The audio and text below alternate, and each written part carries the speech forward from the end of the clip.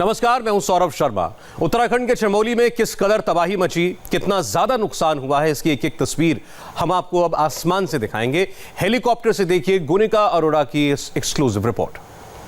चमोली में जिस तरह की तबाही हुई है उसके बाद अब अलग अलग इलाके जो कि दूसरे इलाकों से कट गए हैं, कनेक्टिविटी कट गई है, राशन नहीं पहुंच पा रहा है, वहां तक अब कुछ इस तरीके से मदद भेजी जा रही है। चॉपर्स के जरिए यहाँ पर मदद इस तरीके से भेजी जा रही है, फूड पैकेट भेजे जा रहे हैं। जो लोग जिस क्षेत्र में फंस गए हैं उन्हें उनके गाँव में भेजा जा रहा है और इस वक्त ये फूड पैकेट है वो लाता जा रहे हैं। ये देखिए तमाम फूड पैकेट यहाँ पर रखे जा रहे हैं, लाता में इनको भेजा जा रहा है।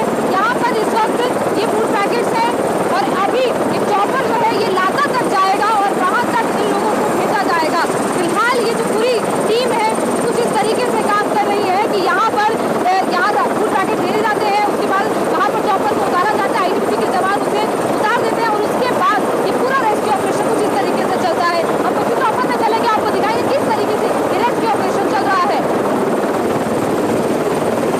हम इस वक्त तपोवन से लाता जाने के लिए, यानी कि उस जगह, वो गांव जो कि बाकी दूसरे गांव से डिस्कनेक्ट हो चुका है, क्योंकि जो पुल बना हुआ था ऋषि गंगा पुल वो पूरे तरीके से ध्वस्त हो गया है और इसीलिए अब उन गांव तक किस तरीके से मदद पहुंचाई जा रही है, किस तरीके से पूरा रेस्क्यू किया जा रहा है, वो तस्वीर हम आपको दिखाएंगे। लेकिन उसके साथ साथ ये भी दिखाएंगे कि इस वक्त कितनी तबाही यहाँ पूरे इलाके में मची है, क्योंकि जिस तरीके से ऋषि गंगा डैम पूरी तरीके से ध्वस्त हुआ ग्लेशियर टूटने के बाद, उसके बाद एनटीपीसी का जो डैम बन रहा था, जो पावर प्लांट बन रहा था, वहां जिस तरीके से तबाही हुई, वो सारी तबाही हम आपको धीरे धीरे तस्वीरों के जरिए दिखाएंगे। और ये पूरा नजारा हम आपको एक चॉपर के जरिए दिखा रहे हैं, वो चॉपर जो कि लोगों की मदद के लिए अलग अलग इलाकों में जा रहा है, राशन डिस्ट्रीब्यूट करने के लिए, लोगों को रेस्क्यू करने के लिए। और इस वक्त हम तपोवन इलाके के ऊपर से निकल रहे हैं चॉपर के जरिए और यहाँ से आपको तस्वीरें दिखा रहे हैं। यहाँ पर आपको नीचे जो भी नदी दिखाई देगी, दरअसल ये धौली गंगा नदी है,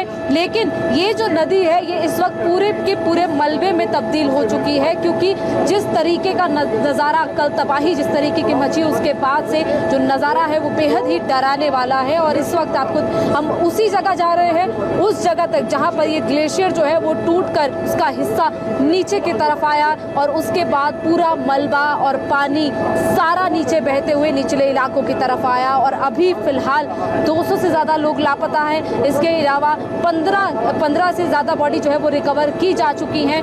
15 लोगों की मौत की फिलहाल पुष्टि हो चुकी है और लगातार बॉडीज की रिकवरी हो रही है अलग अलग इलाकों में, क्योंकि सर्च ऑपरेशन भी किया जा रहा है। जिस तरीके से रिवर बैंक पर बॉडीज जो है वो बहती हुई गई है, ऐसे में अलग अलग अब जगह पर सर्च ऑपरेशन किया जा रहा है। उस सर्च ऑपरेशन के जरिए ये पता लगाया जा रहा है कि आखिर अगर कोई बॉडी जो है वो नीचे बहती हुई आई है तो उन बॉडीज की भी रिकवरी हो और उसके बाद उन लोगों को, उस बॉडीज को भी बाद में अस्पताल की तरफ भेजा जा सके। लेकिन अभी फिलहाल आपको हम तपोवन के ऊपर का नज़ारा दिखा रहे हैं। ये तपोवन के ऊपर से इस वक्त ये चॉपर निकल रहा है। ये वो चॉपर है जो लगातार सॉर्टी कर रहा है लोगों की मदद के लिए अलग अलग इलाकों में, जहां इलाकों तक कनेक्टिविटी पूरे तरीके से टूट चुकी है, क्योंकि पुल ध्वस्त हो चुके हैं, उन इलाकों तक भी ये चॉपर मदद पहुंचा रहा है। जो राशन डिस्ट्रीब्यूट करने का काम है वो यहाँ से किया जा रहा है और यहाँ से राशन नीचे उतार कर उसके बाद उस राशन को लाता में जाकर डिस्ट्रीब्यूट किया जा रहा है। फिलहाल ये हम तपोवन के उस जगह से निकल रहे हैं, यहाँ पर जहाँ पर एनटीपीसी का ये पूरा जो डैम था वो ध्वस्त हुआ है। और अब हम ऊपर के इलाकों की तरफ जा रहे हैं, रैनी गंगा की तरफ, जी हाँ, रैनी गांव की तरफ, रैनी गांव जहाँ से ये तबाही शुरू हुई थी, क्योंकि फिलहाल अलग अलग जगहों पर सर्च ऑपरेशन, रेस्क्यू ऑपरेशन चल रहा है। क्योंकि जिस तरीके से एनटीपीसी प्लांट पर तबाही हुई, वहाँ पर सुरंग में इस वक्त करीब 34 लोगों के फंसे होने की बात कही जा रही है। ऐसे में वो लोग उन लोगों को सुरक्षित बाहर निकाला जा सके, उसके लिए लगातार आईटीबीपी, एनडीआरएफ, एसडीआरएफ के जवान लगातार काम कर रहे हैं। और इस वक्त हम जो है जिस इलाके के ऊपर से निकल रहे हैं, यहाँ पर आपको दिखाया कि नीचे आपको नदी तो बहती हुई दिखाई देगी, लेकिन उसके साथ साथ आपको पूरा मलबा दिखाई देगा, क्योंकि ये वही मलबा है जो उस पानी के साथ, उस सैलाब के साथ बहता हुआ नीचे की तरफ आया। और फिलहाल हम आपको पूरा नज़ारा इस वक्त दिखा रहे हैं इस चॉपर के जरिए कि किस तरीके से ये पूरा रास्ता जो है ये ऊपर रैनी गंगा की तरफ जाता है, रैनी गांव की तरफ जाता है। रैनी गांव, उसके आगे जहां पर ऋषि गंगा डैम परियोजना चल रही थी, जहां वो डैम बना था, वहां से भी 32 लोग लापता हैं। उन लोगों की भी तलाश की जा रही है और लगातार ये सर्च ऑपरेशन अलग अलग इलाकों में चलाया जा रहा है। फिलहाल आपको दिखाएं कि नीचे आपको नदी तो दिखाई देगी, धौली गंगा तो दिखाई देगी, लेकिन इसके साथ साथ आपको सिर्फ और सिर्फ मलबा दिखाई देगा। और ये वही जगह है जहां से ग्लेशियर टूटकर नीचे की तरफ आया। ये देखिए, यहाँ पर जो पुल है वो फिलहाल एक स्थायी पुल है, लेकिन जो असल पुल था वो पुल ध्वस्त हो चुका है। ये दरअसल वो पुल था जो कि तपोवन को रैनी गांव से जोड़ता था, और इसी क्योंकि अब वो जो है वो जगह ही, अब वो पुल ही ध्वस्त हो चुका है, ऐसे में ये पूरा इलाका डिस्कनेक्ट हो चुका है। रैनी गांव, इसके अलावा मलारी, लाता, ये तमाम ऐसे गांव हैं जहां पर इस वक्त लोग गांव में मौजूद हैं, लेकिन वो ना तो वहां से निकल सकते हैं और ना ही उन गांव में कोई सड़क के जरिए जा सकता है, क्योंकि वहां पर जाने का सिर्फ और सिर्फ एक रास्ता था, वो पुल, लेकिन वो पुल भी ध्वस्त हो चुका है। और ऊपर से हम आपको पूरा नज़ारा दिखा रहे हैं कि किस तरीके से ये पूरा मलबा किस तरीके से बहकर आया, ये ऋषिगंगा नदी में बहता हुआ ये पूरा जो सैलाब है वो किस तरीके से आया। यहाँ पर देखिए नीचे इस वक्त, वहाँ पर देखिए वो यही वो रैनी गांव का इलाका है जहाँ पर इस वक्त वो क्रेन है, और वहीं ऊपर से पूरा ग्लेशियर टूटता हुआ आया। फिलहाल वहाँ से मलबा हटाने का काम चल रहा है और अब धीरे धीरे बीआरओ की मदद से वहाँ पर पुल बनाने का काम भी शुरू होगा। हालांकि कितने दिन में ये काम होगा फिलहाल बताया जा रहा है कि 3 से 7 दिन में ये पुल बनाने का काम जो है वो पूरा हो जाएगा, और उसके बाद उन लोगों तक जो कनेक्टिविटी है वो सड़क के जरिए पहुंच पाएगी। लेकिन फिलहाल जो कनेक्टिविटी है वो सिर्फ और सिर्फ इन चॉपर्स के जरिए ही पहुंच रही है। लोगों तक जो मदद पहुंचाई जा रही है, एक एक हफ्ते का राशन लोगों तक थैली में भर के, चाय पत्ती, चीनी, आटा, चावल, दाल, ये सारी चीज़ें लोगों तक इस चॉपर के जरिए पहुंचाई जा रही है। जहां पर हेलीकॉप्टर लैंड कर सकता है वहां पर लैंड करके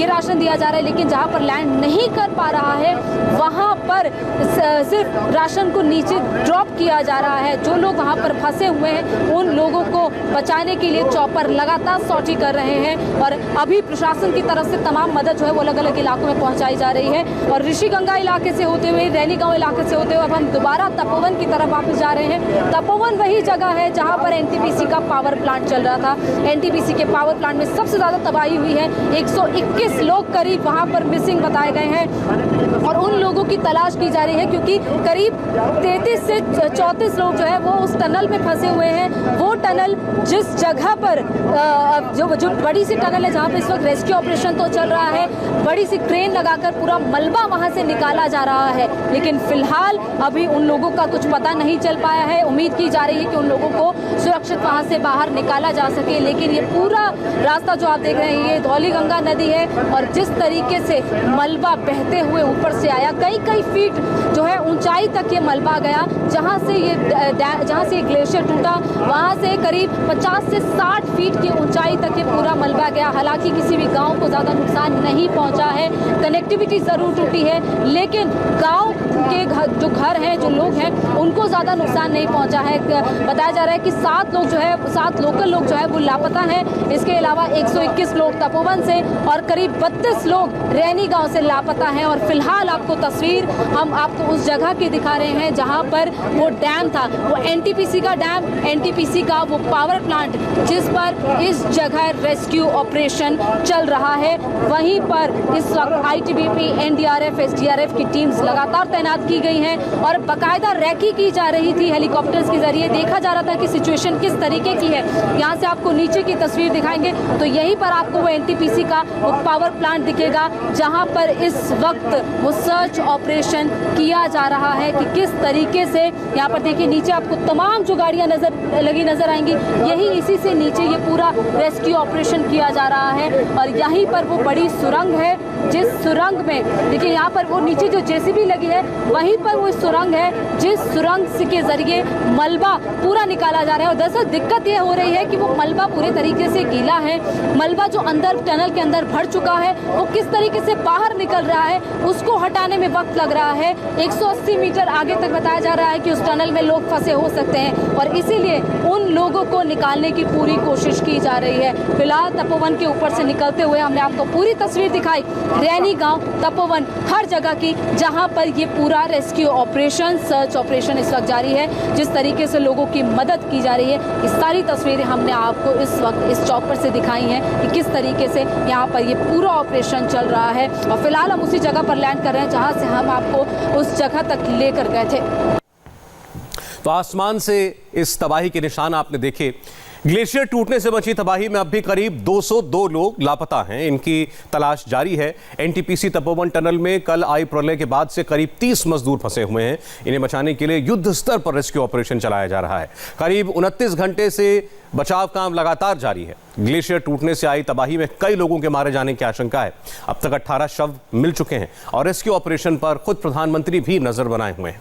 उत्तराखंड के मुख्यमंत्री त्रिवेंद्र सिंह रावत से 4 बार प्रधानमंत्री फोन पर बात कर चुके हैं इस रेस्क्यू ऑपरेशन के बाबत। तपोवन बैराज पर जिस वक्त तबाही का मंजर दिखा, उस वक्त वहां फंसे मजदूर अपनी जिंदगी बचाने के लिए जद्दोजहद कर रहे थे, हाथ पैर मार रहे थे। मौत उनके बिल्कुल सामने थी। उसी मौत के अंधेरे में उम्मीद की किरण बनकर आई एक सीढ़ी, जिसने करीब 30 से ज्यादा लोगों को एक नई जिंदगी दी। पवन नारा की ये एक्सक्लूसिव रिपोर्ट देखिए और इसमें आपको वो सीढ़ी भी नजर आएगी जो बनी संजीवनी।